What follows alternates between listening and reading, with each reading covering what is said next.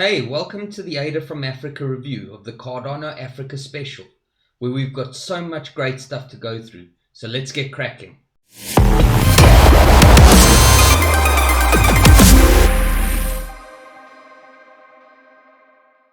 Our starting point is going to be partnerships, and man are there some great ones. So let's bring out the big guns. Cardano is partnering with Ethiopia in what is possibly the biggest blockchain deal ever. Cardano first caught the eye of the Ethiopian Minister for Technology, who is now the Minister of Education. The genesis of this partnership will involve the Ethiopian government being able to provide 5 million students with decentralized IDs, or DIDs for short, that will be deployed on the Cardano network. Make note of this reference to DIDs because they seem to be the foundation of Africa's blockchain expansion. Next up is the partnership with Attila Prism, which is an open identity system and gives its users the ability to create and issue DIDs. This customer-centric ID system is more secure and transparent than traditional centralized ID systems and will be out to market in 6 to 9 months. This technology can be used by local banks and financial institutions, which will give the unbanked access to financial systems. Ultimately, this technology will allow credentialing, decentralized insurance, and decentralized lending, with Africa being one of the first in line for a change. Here's a great explanation of DIDs and Attila Prism's goal. Identity is part of our everyday lives. We use our identity multiple times every day without really thinking about it. When we open a mobile money account, apply for a new loan, pay tuition fees, make a medical appointment, get access to our workplace, or even access to government services. Every time we do any of these activities or a million others, we're using our identity. Mobile technology has transformed our world and continues to. From high-end smartphones in developed economies through to simpler devices in developing ones, mobiles have become a part of our everyday life. And because of the rapid evolution in digital infrastructure and connectivity, we are now on the verge of transitioning from a pre-internet way of doing things into a new era of managing our identities online, and that brings up the question, what does transitioning to a digital world look like? In the modern world, we carry our identity everywhere we go, in the form of ID cards, passports, train or bus passes, medical cards, driver's licenses, and the list goes on. Our wallets are stuffed with physical representations of who we are. These forms of identification work because society traditionally recognizes and accepts them as a valid proof of someone's identity. And what we aim to do is give everybody the ability to use digital credentials much in the same way that you use physical credentials today.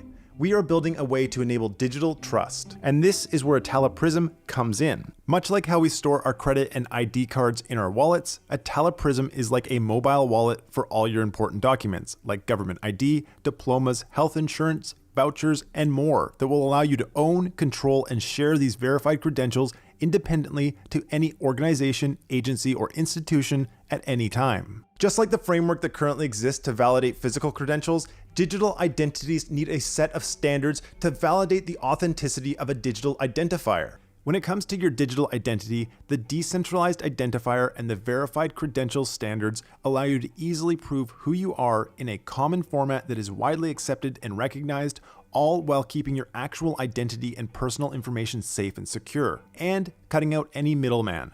And you might be familiar with the ability to log into third-party services or apps using your Google or Facebook account. And Attila Prism will allow you to do something very similar, but instead of using an account owned by somebody else, you have total control and ownership over what information is shared. And even better, all of your digital identities are stored on your smartphone, which offers greater security and portability. And now let's take a look at how this all works. Meet Joe. He's just an average guy, and he's going to help you understand how the digital credentials process works. Joe downloads the Attila Prism app and registers his account. A unique private DID is created, and this serves as a unique digital ID for interactions with the government services he'll be accessing. The government verifies Joe's ID and scans and records his biometric data to create a unique digital ID. Joe is then issued a digital ID, which is cryptographically signed with the government's DID. Joe's unique identifier is also included in his credentials. The digital ID is stored on Joe's phone and securely backed up in a personal data store. Whenever Joe needs to access any digital service such as social programs, medical or academic records, voting, banking, and even insurance, the service provider can independently and confidently verify his identity without having to ask the issuer, in this case, the government. Websites, apps, or possible employers can all check that Joe's credentials are valid and provide the requested service. So what makes a decentralized identity secure and trustworthy? In one word, cryptography. Joe's credentials are linked to a unique ID that is signed with a cryptographic key. When Joe needs to share his credentials, he creates a secure, private, and trusted connection with the other party. This channel is secured using the credentials associated with each party's DID. Joe can also request the deletion of a shared credential or revoke access to any third party that currently has access to his personal data store at any time. Joe is now in full control of his digital identity. No more lengthy forms. Joe can now sign up for insurance or a host of other digital services with just a single click that uniquely only his new digital ID can provide. And that's why Atala is one of the keys to economic identity across the whole of Africa.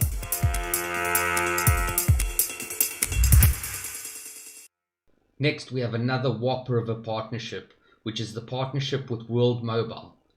They are a mobile network provider who aims to connect the unconnected, starting in Tanzania. This is a vital piece of work because 78% of Africa is still currently unconnected. Their first initiative will be to set up Wi-Fi repeaters all over Zanzibar. They will also be repurposing Tanzania's existing infrastructure and setting up solar-powered mobile throughout Tanzania to make sure that their reach extends to villages across the nation. World Mobile aims to offer data at half the price and double the speed. This digital connectivity will equal economic growth and inclusion. They intend to have the unconnected connected by 2030. Next, we have the partnership with ICE Addis. This Ethiopian incubator will look to target developers, entrepreneurs, and startups, and will arrange planned meetups, events, and activities in order to promote everything Cardano. Next, I'd just like to shine a light on some amazing charity partnerships. Cardano is now working with Save the Children. Part of this update was also a focus and a sort of recognition on all the mission-driven stake pools that are doing so much work in terms of supporting different really good causes. So before we continue with what Coty is doing to play their part, here's a quick message about our very own mission-driven stake pool and why you should stake with ADA from Africa. Staking with ADA from Africa not only earns you interest on the ADA in your wallet, it also directly benefits local businesses and charities run by Africans in Africa. We pledge 10% of our own proceeds to go to these two foundations. Zim Kids are a grassroots organization and are completely Zimbabwean-led in the field. They have developed a strategy for helping families stay together despite the death of parents, illness, and homelessness. Zim Kids works with the whole family, helping them to learn to get themselves out of poverty. The IAPF founded Akashinga, Nature Protected by Women, a program that has already grown to over 170 employees, becoming the only group of nature reserves in the world to be protected by women. The goal is to employ 1,000 women by 2025, and we want to help them achieve just that. Between these two foundations, child protection, food security, empowerment of women, and wildlife conservancy are all covered. We give to these charities personally and would love to increase our contributions with every ADA staked with us. Our stake pool is operated, monitored, and protected by Zimbabwean experts that have more than 20 years experience in protecting digital assets. Our geo-redundant relay network ensures 99.99% uptime for minting new ADA in Africa. Don't delay, stake with ADA from Africa right away. In conjunction with this great charity partnership news, in steps Coty. Coty, which has been providing finance on the blockchain since 2017 and is part of the Cardano Ecosystem Fund. Coty created the ADA Pay payment gateway and is also involved in designing further financial products to be launched on the Cardano network. Part of this will be updating ADA Pay so stake pools can donate directly to the different charities that they support, instead of having to convert the ADA into fiat first and then send it on to the charity and obviously take on the associated costs of doing that. Also, for general users of ADA, when you're dealing with merchants, you will also be able to do direct donations to charities when dealing with these merchants through AdaPay. Here we have the update from Project Catalyst. Project Catalyst, which by the way is one of the largest and most active decentralized funds in the world. They will be running a Grow Africa challenge, which currently has $250,000 in ADA in their fund, and this fund will grow over time.